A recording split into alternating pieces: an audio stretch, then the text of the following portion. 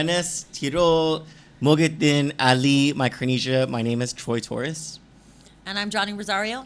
Welcome to our studios here in Tumon, Guam. It is for the second time, October 28th, 18. October 18. Oh, yeah, 4 more minutes. Sorry. October 18 for 4 more minutes. This is our second show on October 18.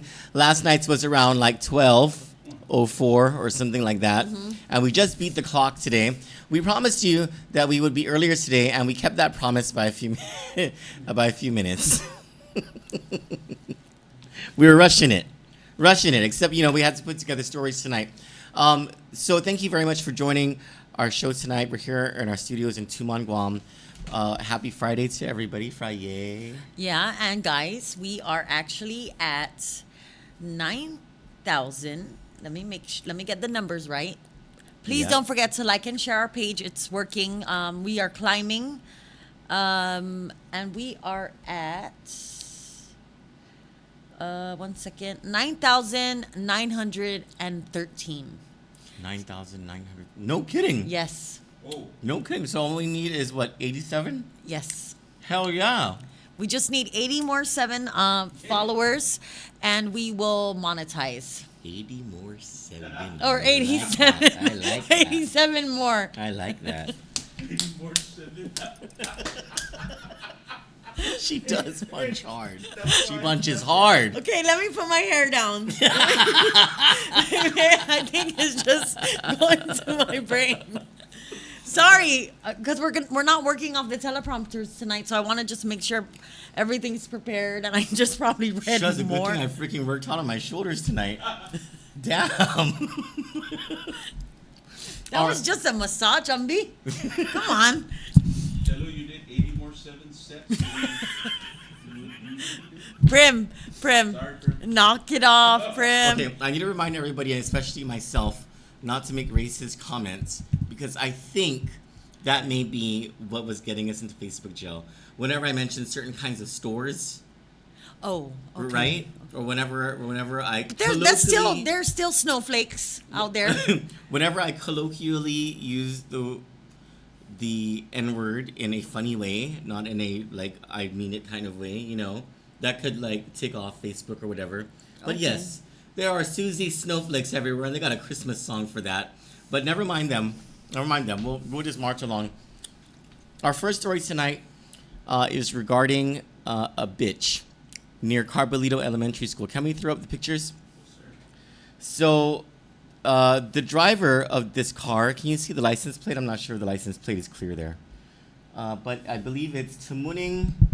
Hang on. Let me enlarge this photo. Tumuning 3688. And it is what kind of car is that? It's a Kia. It's a Kia hatchback, license plate Tumuning 3688. She is a goddamn bitch.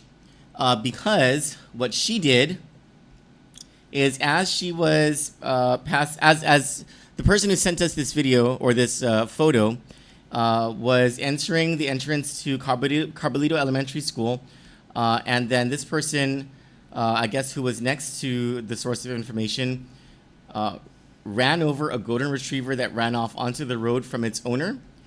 And of course, shit happens, right? Things like that can happen. She didn't stop. No, not only did she not stop, she drove off on her cell phone laughing. While the owner of this, I don't know if the dog is okay. I'm not sure, but someone needs to run this bitch's ass over and run away laughing on their cell phone. Can we show the other photos? God, I wish I knew who this bitch was. Swear to God, man. The white car, right? Yes, it's the white car. It's a Kia hatchback, license plate Tumuning 3688. If you see this person on the road before I do me a favor. Is there a law, if you hit an animal, you have to stop? I don't know, actually. That's a very good question. But the laws of human decency, Like if you hit a bus stop, isn't that If you hit a bus stop, you're going to jail for possession of crystal methamphetamine. But no, I swear to God, I hate people like this. That's Hyundai. It's a Hyundai. It doesn't say Kia. No, that's their H, the emblem. Oh, so Disney. You're right. So correction. Retraction. It's not a Kia. It is a Hyundai hatchback driven by a bitch who likes to use her cell phone while she's driving near a school, near a public elementary school at that. Hit a dog, left on her cell phone. Left the laughing her scene ass of an off. accident. Yeah. And That was an accident. Thank you to our source of information for providing this information to us so that we can put her ass on blast, because that kind of behavior on this island is indicative of the kind of crap that leads to all kinds of violent problems and careless mistakes that hurt people. Like, what's her name? What is the name of that bitch that killed the boy in Dededo? Jenny Ewely. David's son. Ewely, or Marlene Marlene Ewely. Marlene Ewely, who the Attorney General's office is taking some time to prosecute. Her carelessness, her depraved indifference to the lives of children caused the death of that little boy. I really think that we need to pray. Some of you won't agree with me because you just want to comment saying, oh, what are we going to do? Pray now? Yes. We need to pray for the Prayers AG's work. office. Let's ask God to make their mind sharp, to get them to get it together, because We mean this. this is from the bottom of my heart. These are the people who are supposed to try our laws against criminals, and I think I love going to court and listening to what's going on over there. So Do you feel bad for the prosecutor sometimes? I honestly do. I want to I want to shake them, like. Like, get it together, man. Get it together. Yeah, like, wouldn't you talk to your? Never mind. Never mind. Anyways, do you have another story? I didn't. Public service announcement. I forgot what it was.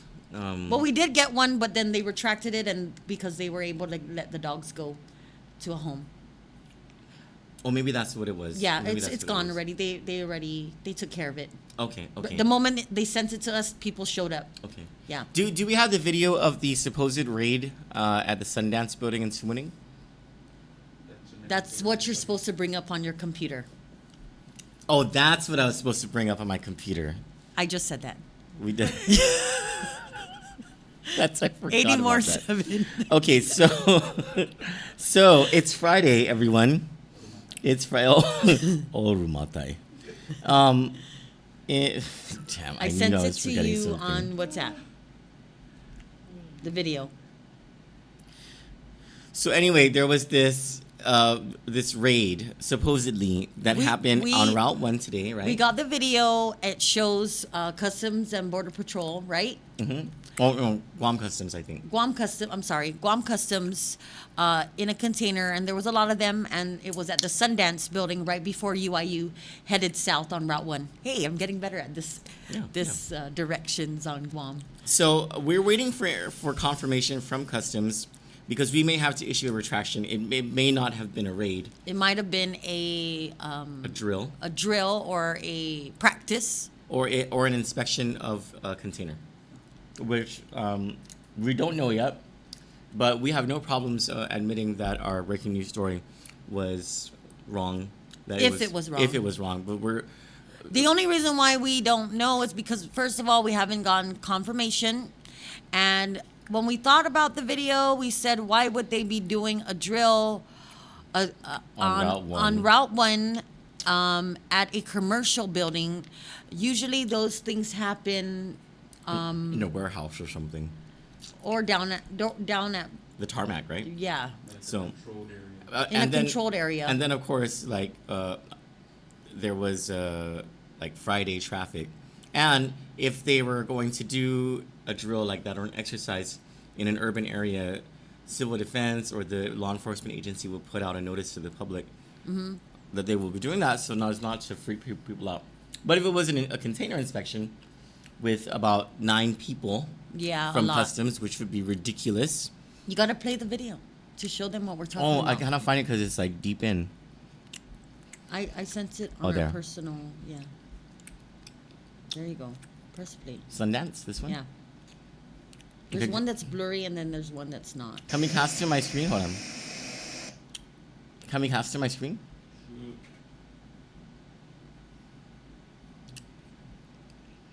Oh, I have to download and open. Welcome back, scan converter. Thank you, Eric, for doing our scan converter. Welcome back. We're at downloads, right? Mm-hmm. Good. Easy. Okay. Look at how many people there are. Inspection my butt.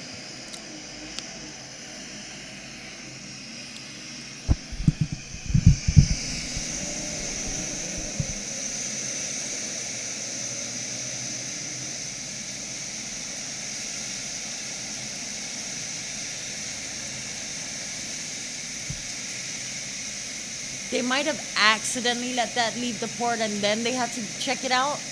Could that see what happens at DOC? Could that could that accidentally happen there too? I mean, I wouldn't put it past them. That's a lot of inspectors.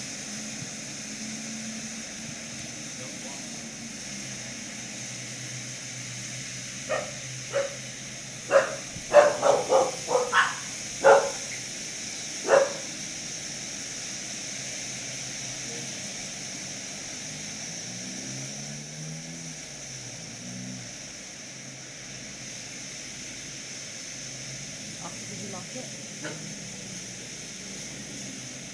Turn on the light out there.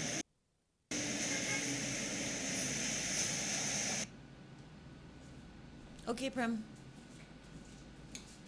So I posed a question. You didn't answer. You just laughed at me. Could they have forgotten To the inspect it before it left the port. like they forget the DOC office, the DOC prisoners who leave the Department of Corrections? Yeah. This is not a retarded question. It happens. Like that's why I'm laughing. It's like, wow. Well, I don't know, because Customs is saying they have no knowledge of it. Oh.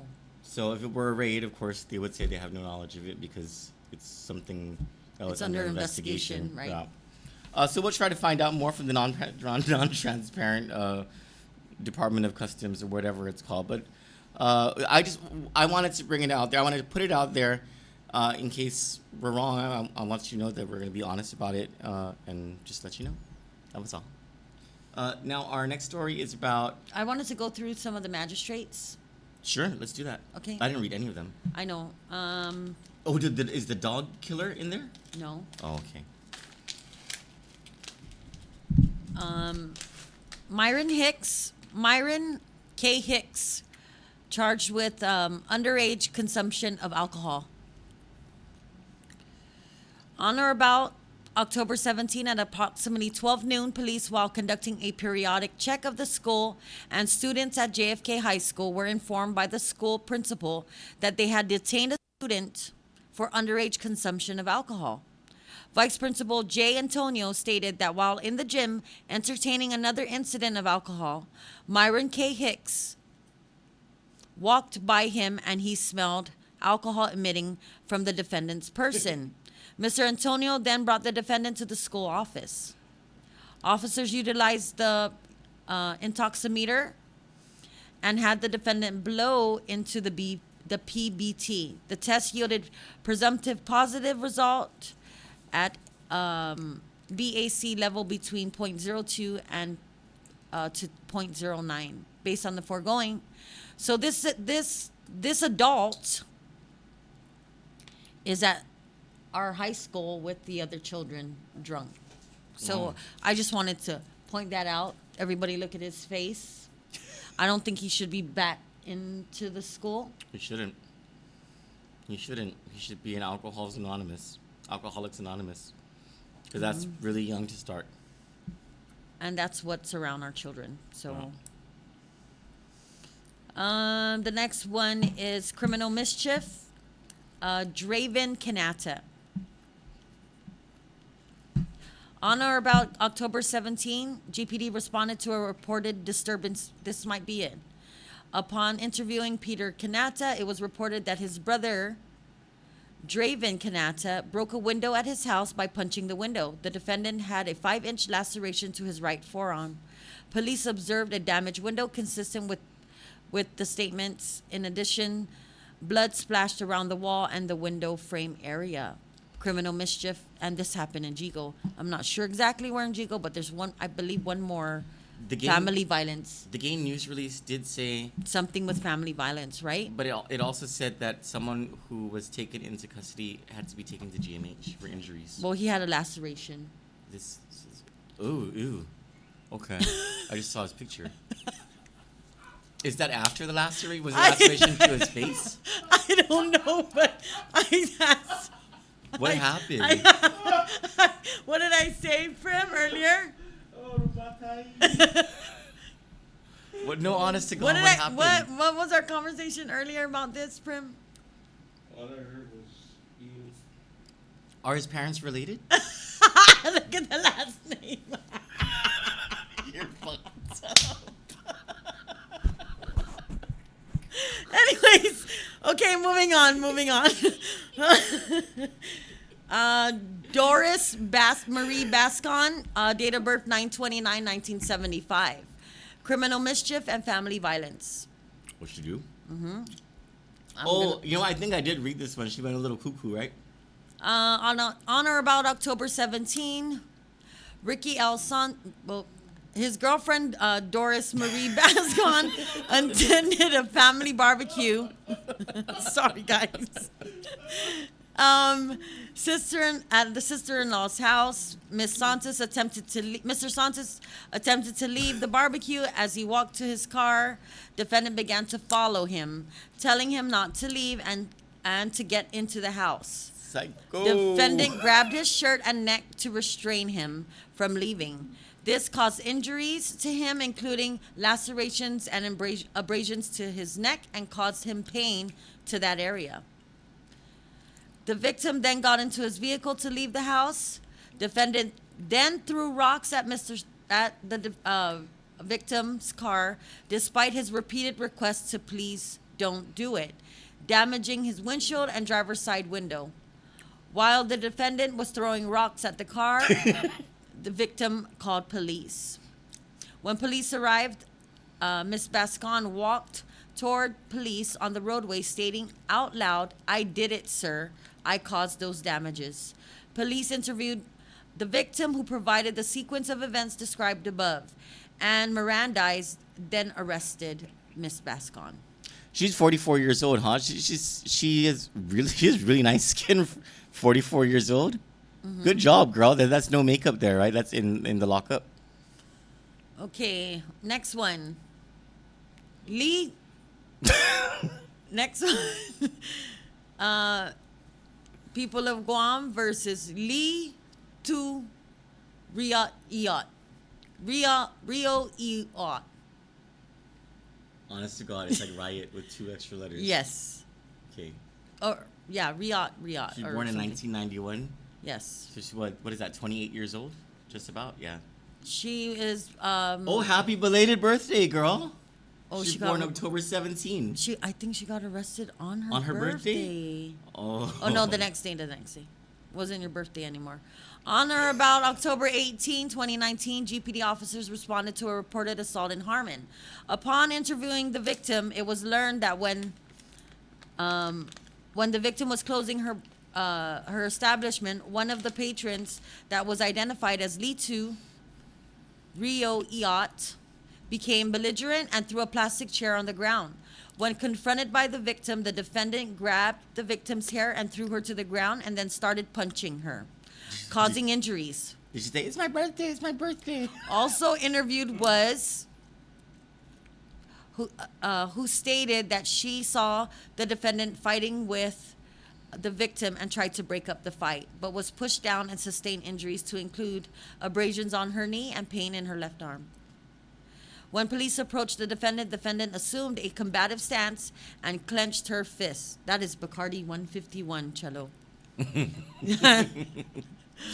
For Long Island Because iced tea. no, Bacardi 151 makes me feel like I can beat up anybody. Bro. The defendant was interviewed and stated she was mad that the quote, the Korean lady told her to leave the bar. The defendant also admitted pulling the victim's hair and punched the Korean lady plenty times. Based on the foregoing, there is probable cause. And that is it for our magistrates. Okay, they're kind of boring today. Yeah. Except for never mind. Never mind. Oh, Never no, mind. wait. There's no. This is just never mind. This is done. Okay. Now, what about court today? The David Lujan finished with the witness. In the Jason Song trial? Yeah, that witness was on the stand for about 3-4 days, and they here. So that they were able to. They brought up the knife again. The red orange knife. The red, orange, and black knife Okay. now. And also Mr. Lujan. Sorry, guys, just give me. Is this today? This is reporting on the go. Yeah. Oh, that was yesterday. Oh, no, this is today. Judge to witness let the. Hold on. Lawyer ask questions. 5 pages. Job interview. Okay.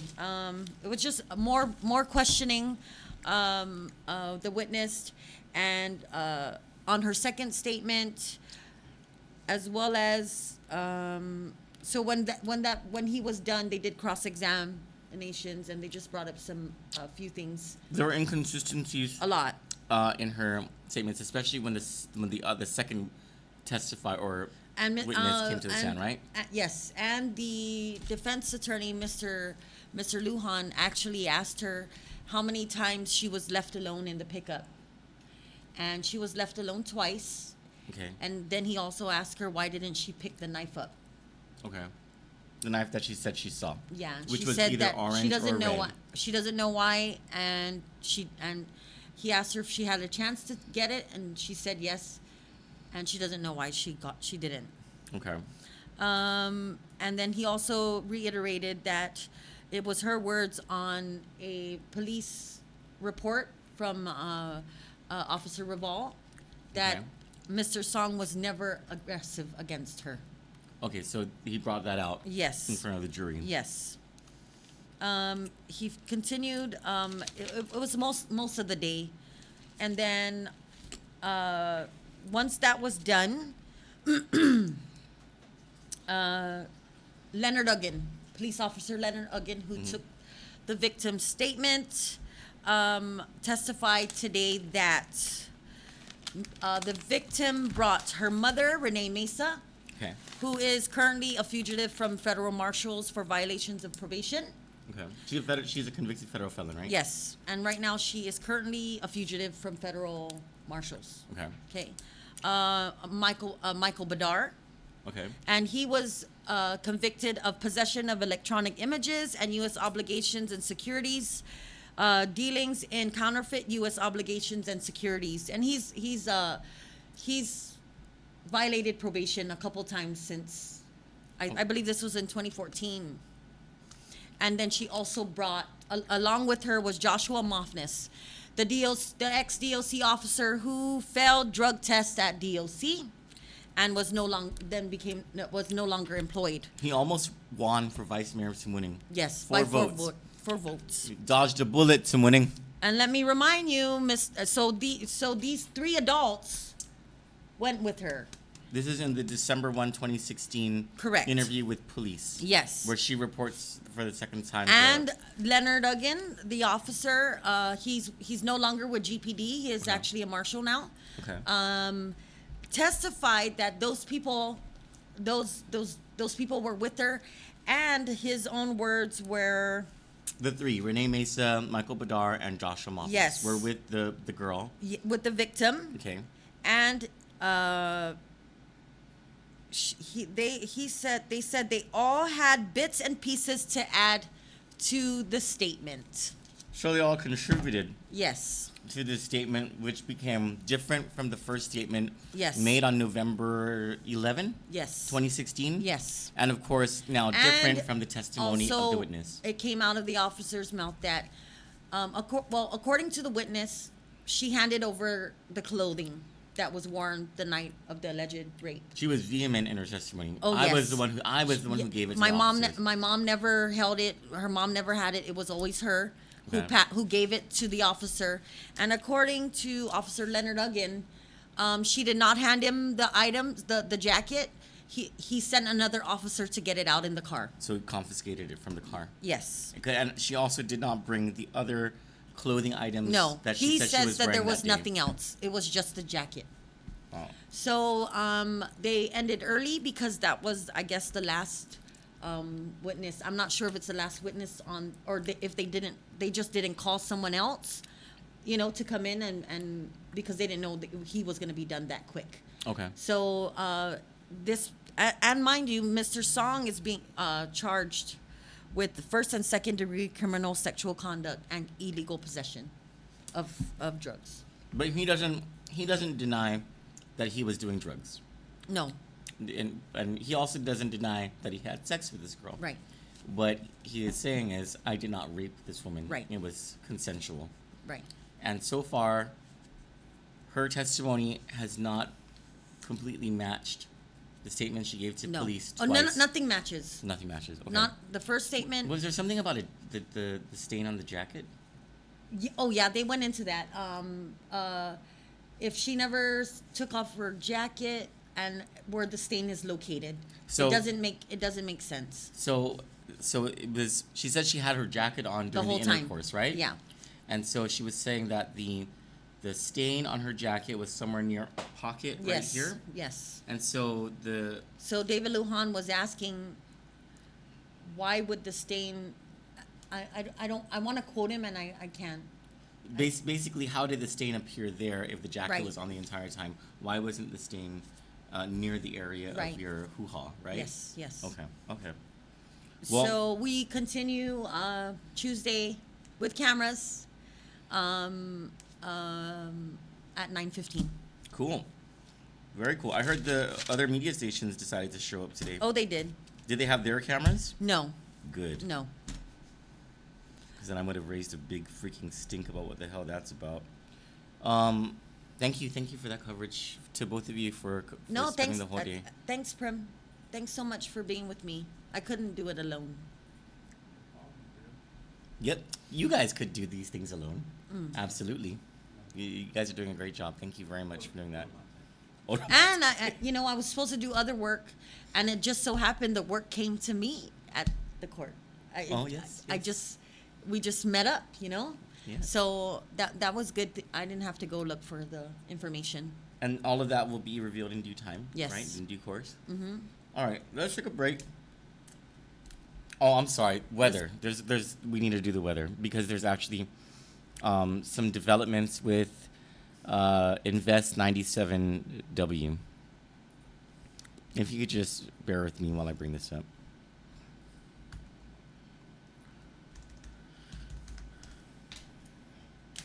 And Barbara Brown called me right before we got on the show tonight to give you an update on the tropical disturbance that is tracking south of Guam. So, here we go.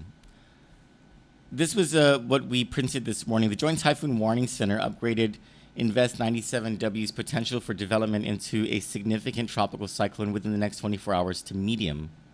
Just yesterday, it was low.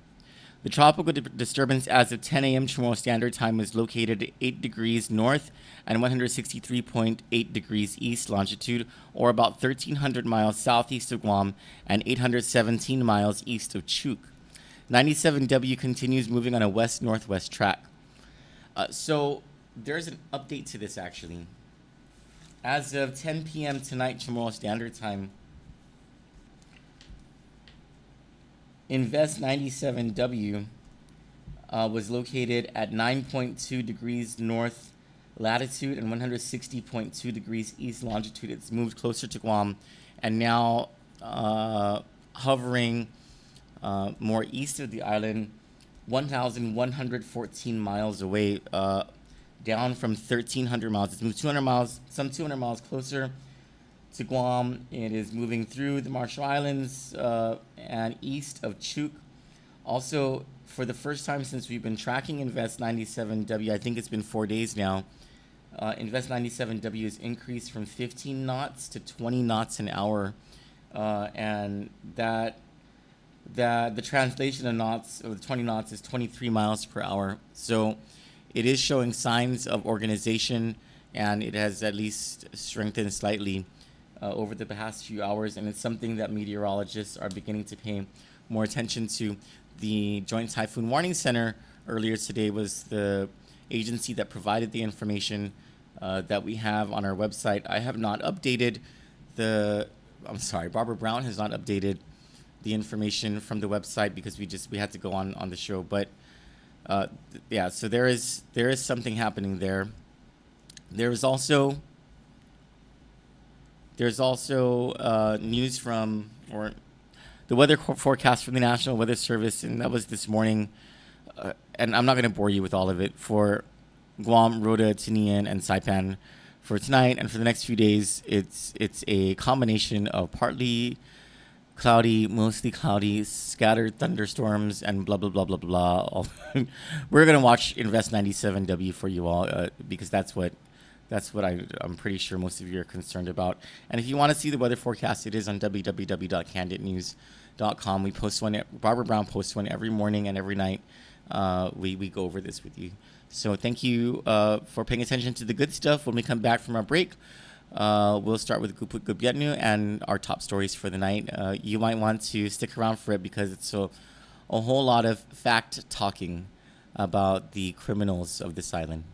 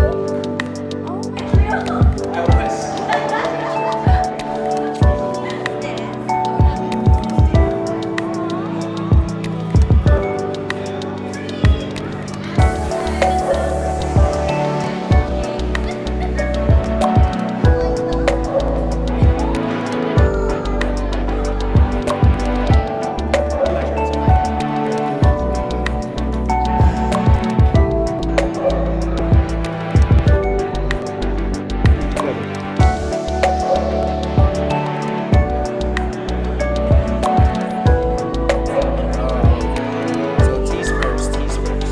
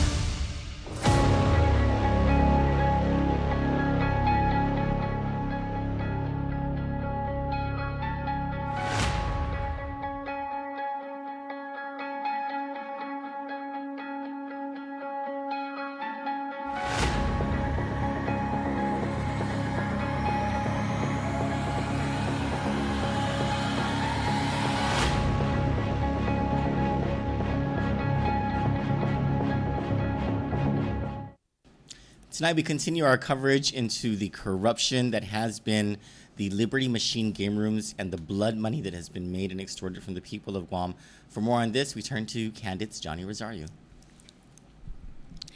An industry worth hundreds of millions of dollars that contributes to the increase in crime and destruction of families have been protected for decades by our island's politicians.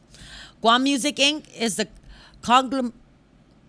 conglomerate on island that managed to get the exclusive license to all the gaming machines. The owners of this company and the ones with the licenses to operate most of the game rooms include the estate of the late Pedro Dungo Roberto Pangilinan, Gil Shinahara, Port Deputy General Manager Connie Jo Shinahara, Johnny Cole and Sheila Torres, and Lauren Bromley. For decades, they have lined their pockets of politicians from their game room money in the form of political contributions. And it appears that those donations have paid off. Machines were deemed illegal, but then former Governor Calvo renewed the licenses, and now that case challenging the legality remains before the Supreme Court of Guam, awaiting a decision. But over the years, these families have amassed millions and millions in personal fortunes and have very clearly and strategically supported and assisted candidates getting elected into office. Their most recent candidate they funded and ran a campaign for, Senator Amanda Shelton, whose family has a long-standing history with the game room industry, which is well documented in local and federal court.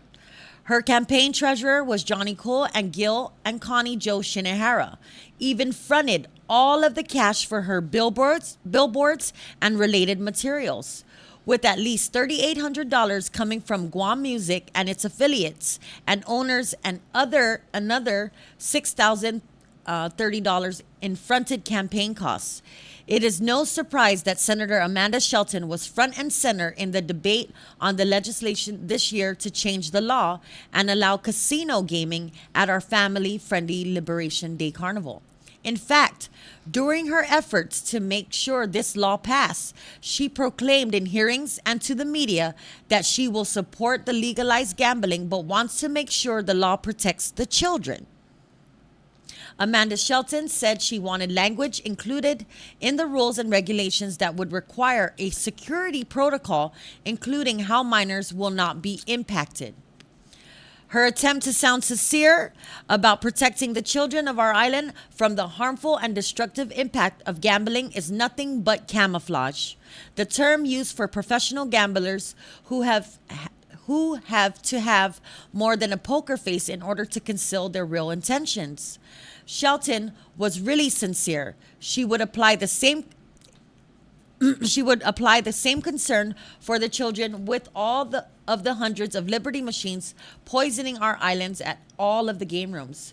Where is Senator Shelton's concern for the children who go to the Micronesia Mall Fun Fair to play with their friends? The children of our island who pack the fun fair during the summer and over the weekends play their innocent children games right next to the addictive Liberty machines, which often attract addicts who are high on crystal methamphetamine. Where is Senator Amanda Shelton's concern for the children of our island who frequent King's Family Restaurant in Harmon?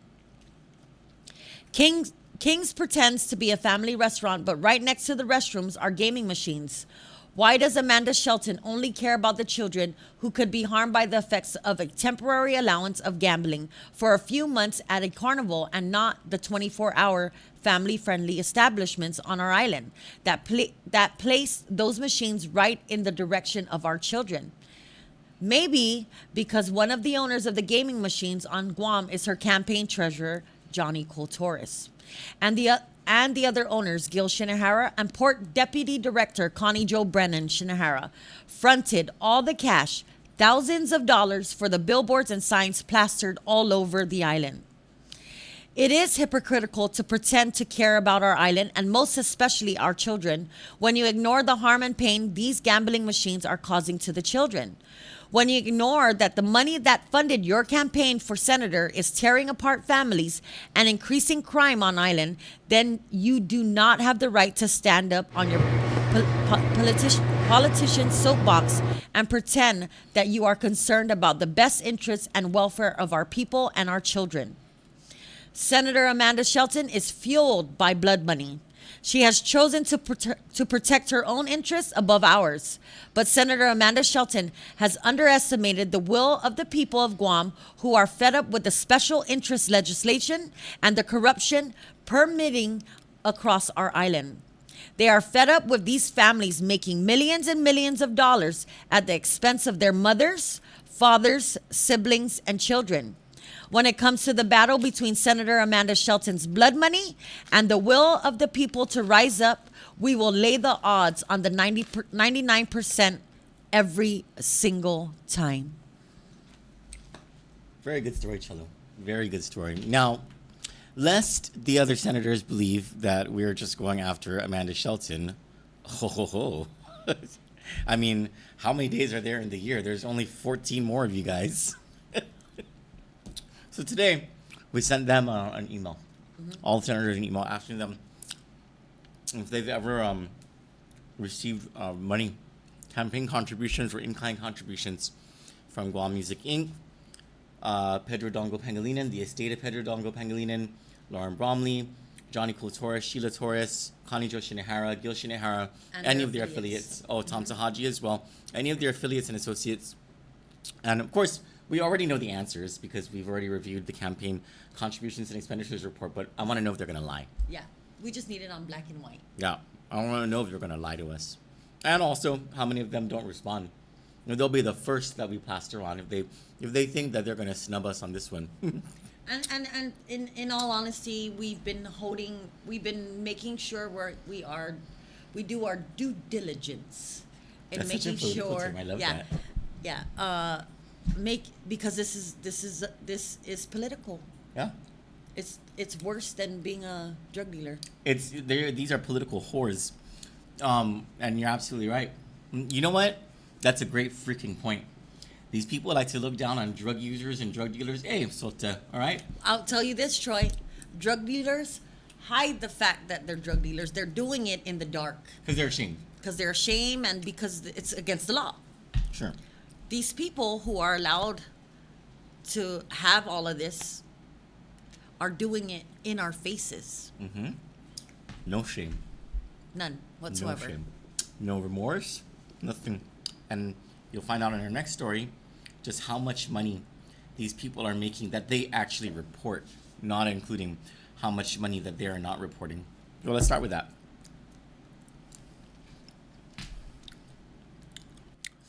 The taxes Guam Music Inc. has paid into the Limited Gaming Fund and the Guam Memorial Hospital Trust Fund has been different every year since the Liberty Poker-style gaming machines were licensed, according to the audited financials of the government. The problem with that? The taxes that are supposed to be paid into each fund should be identical. Public Law 32-60 by former Senator Chris Duenas, which legalized the gambling machines, created the Limited Gaming Fund and the Guam Memorial Hospital Trust Fund and levied a 4% tax on the gross earnings of the machines. That is 4% for each fund, not including the assessment of business privilege taxes. Can we throw up the graphic with the highlights, with the yellow highlights to show people the excerpt from the audited financials? No, not that one. No, not that one either. I think you can do it. You can go to your screen. Oh yeah, you can go to my screen, Shalom. Yeah, there we go. So you'll see from this excerpt from the Public Auditor's Report in March 2019, in the highlighted portion, it says, beginning July 2013, Public Law 32-16 imposed a 4% limited gaming tax on gross receipts from certain authorized limited gaming activities and an additional 4% GMHA trust fund fee on income from licensed gaming machines. So these are two different funds. The reason there are two different funds is this. In that limited gaming fund, that includes taxes that would be levied against not just the Liberty game machines, but also cockfighting, bingo, and I think that's it. And so the greater portion, according to these audits, paid into that fund is from the Liberty machines. That's on 4% of the gross earnings of those Liberty machines. Now, the second fund is specific to Liberty machines. That's the Guam Memorial Hospital Trust Fund. And it says right here, limited gaming devices subject to the GMHA trust fund fee are Liberty, Symbolics, and Match Play electronic gaming devices registered with DRT prior to August 1, 2001. The reason that data is so important is because the legislature chose it specifically to give Guam Music Inc. the monopoly over those machines, because the machines licensed after August 1, 2001 included the competitions machines at that time. There were just about 200 of those. But the 1,200 machines that ended up being licensed were to Guam Music Inc. So here's an excerpt from the audit which shows the payment of taxes on different gaming devices from fiscal year 2014 through fiscal year 2017. This is into the limited gaming fund. You'll see in the first column on the first row number 1, where it says electronic gaming devices. Let me see if I can make this bigger. Yeah. Electronic gaming devices. There's information, there's data for fiscal year 2014, 15, 16, and 17. And that's the amount in taxes that Guam Music Inc. paid into the limited gaming fund for each of those fiscal years. So each of these data sets, the $1,113,950 in fiscal year 14 represents 4% of a larger number. So if, for example, the levy of 4% on the gross earnings of Liberty machines amounted to $1,113,950 in limited gaming taxes paid in fiscal year 2014, that means in FY 2014, the owners of the Liberty machines grossed $27,848,750. Peruse through the slides, and I'll peruse for you, to view the amount in GMH trust fund fees assessed and paid on these same machines. Now, this is the separate fee, but it's still 4% on gross receipts, which should be that means that these should be equal amounts going into the Guam Memorial Hospital Authority Trust Fund and the Limited Gaming Tax Fund.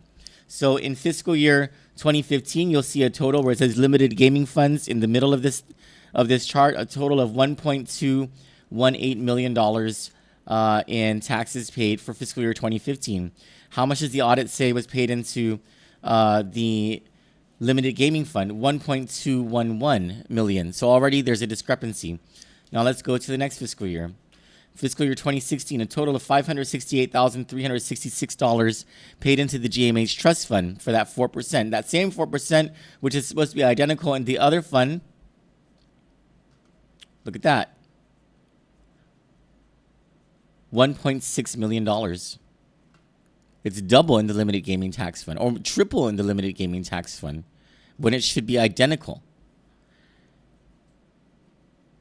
For fiscal year 2017, a total of $545,549 paid into that GMH fund. According to the audit of the limited gaming fund, $892,000, a discrepancy again. Now, in this limited gaming fund, at least for the audit conducted in March of 2019, there's no information for fiscal year 2018.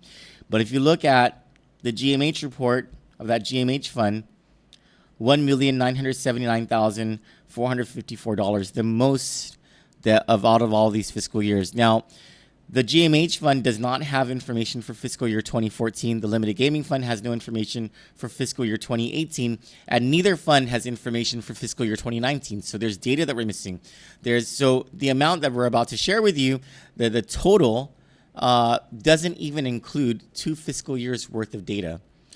The taxes paid into the limited gaming fund and the fees paid into the GMH Trust Fund for the comparable years, fiscal years 2015 through fiscal year 2017, show different amounts paid into each fund. So if you see the chart below here, you'll see in the first column the fiscal year. In the second column, the limited gaming fund 4% tax that was paid. In the fourth column, the GMH Trust Fund fees paid at 4%. Okay. The chart shows the revenue from which those taxes were paid. Information on how much money was paid into the limited gaming fund for fiscal year 2018 and into the GMH Trust Fund for fiscal 2014 are unavailable. However, for the most complete set of data, revenue reported shows Guam Music Inc. made $107,884,275 between fiscal years 2015 through 2018. This does not include the money earned in fiscal years 2014 and 2019, which just ended September 30. And this is considering that Guam Music Inc. has actually reported its full earnings. Kandit reached out to the Director of Revenue and Taxation today to review the inspection reports the department is supposed to be filing monthly on these 1,200 machines.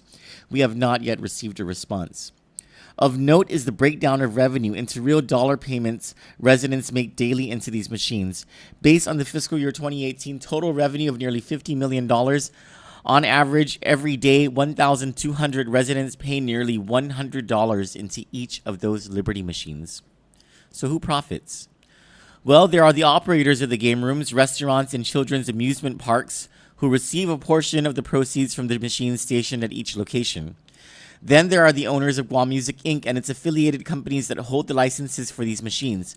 All of them are closely connected to the Guam legislature and to the administration. One of them is Connie Jo Shinihara, deputy manager of the seaport, where illegal shipments of replacement machines have been imported. Ms. Shinihara also is the campaign manager of the Leon Guerrero Tenorio gubernatorial campaign last year. Her husband, convicted federal felon Gil Shinihara, also is an owner of game rooms. Mr. Shinihara is former Governor Carl Gutierrez's chief of staff and was convicted in federal court in San Francisco of various crimes. The estate of the late Pedro Dongo Pangilinan also has ownership in the company. Mr. Pangilinan was a prolific donor to several political campaigns and a financial patron of the Catholic Church, which has looked the other way for nearly the past decade about the operation of these family-destroying devices.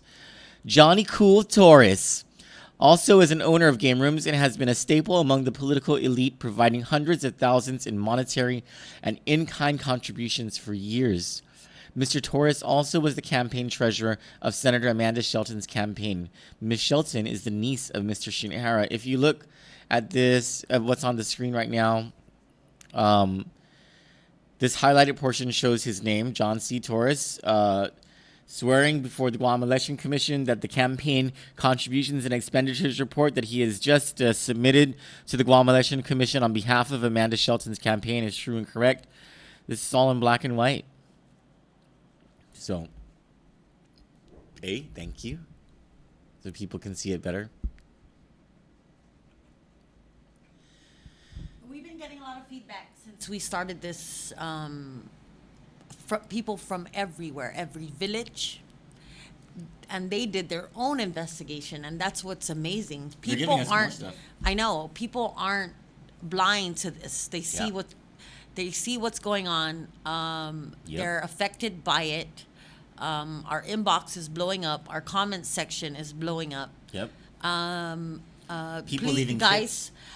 We also have a petition. Sign the petition. There's something that stinks on this, and especially because it's a monopoly. Mm-hmm. And especially because as we go further into this blood money special, we're gonna talk about addiction and how it's connected to the game rooms. The other thing, I think later tonight, I'm going to send a note to Carlo Branch and Janela Carrera over at the governor's office and ask what was the vetting process for Connie Jo Shinehara to be the deputy manager of the seaport. Because, I mean, obviously, if they had known that she was a game room owner and that the only way they could get new machines into the island illegally was through the seaport, why would they put her there? Why would they allow that kind of conflict of interest to exist? And it's not like people haven't brought this up, and we're not the only ones who brought this up. Mm-hmm. Other people, Lynn Allison Casino, Jackie Marotti, Anita Ariola, some people who are brave in the Catholic Church and who go against the grain and raise issues, like Tim Rohr, right? These are people who've brought all of this stuff up and who brought this up since the campaign of Lilian Guerrero, before the campaign, for years, and even after the campaign. And so why would they allow the fox into the henhouse at the Port Authority? They're just not paying. Maybe they're just not paying attention. That's something to very negligently gloss over, if that is the case. And how could they not pay attention to And there's some people who have negative feedback, of course, but no, it's positive feedback because that's how they feel. And at Kandit, you're allowed to talk about how you feel. Oh yeah. Whether we welcome it. agree or disagree, right? Well, we welcome criticism because it helps us strengthen the search for truth. That's So there was a couple comments about how it's a choice whether you go in the game room or not. Yeah. Most of the people that go into that game room do not have that choice. Their mind is not. It's a stronger addiction than the drug. No, Troy. Already they are high, Mm-hmm. right? Mhm. So they're not thinking right. Mm-hmm. That's one. Two, it is a stronger addiction. I was addicted to the game rooms. Yeah. So, as far as we have an investigative piece into that mindset of addiction into gambling and how Guam does not have resources for that addiction. You guys know me. I get all hot and bothered by people in the political and social elite who just think they're better than the rest of us. I just like to bring them back down to the reality that is the smell of the crack of their ass. And so, not that I ever want to smell that, 'cause some of these people look toe up. I'm like, did you see Johnny Torres? He looks like crap. Anyway, so the next piece of this, since these people like to judge druggies and so-called misfits of society, and they have all these really stupid things to All say these in drug judgment. and in all honesty, all these drug users and addicts that enter the game room, because that's most of them, right? That is 98% of the people that enter those game rooms and feed those machines are drug addicts, are people like you and me, right? They're the ones providing you to send your child to school, drive nice cars. You're take talking your about the game room trips. owners. Yeah. So, Yeah. I'm particularly interested in the next piece of this investigative series, which brings out the dirty laundry of these game room owners, and to show everybody that they are not the spick and span clean pillars of society that we think they are. More on that later on in Kandit. Anything else? Nope. We love you, Guam. Good night.